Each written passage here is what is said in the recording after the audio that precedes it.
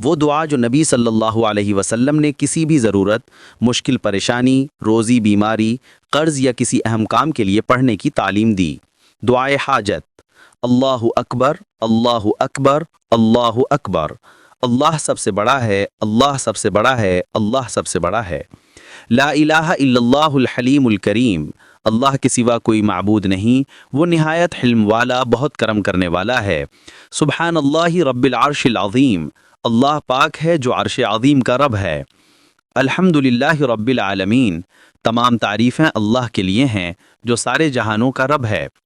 اسألوک موجبات رحمتی کا وعزائم مغفرتی کا، اے اللہ میں تیری رحمت کے واجب چیزوں کا سوال کرتا ہوں اور تیری مغفرت کے اسباب کا۔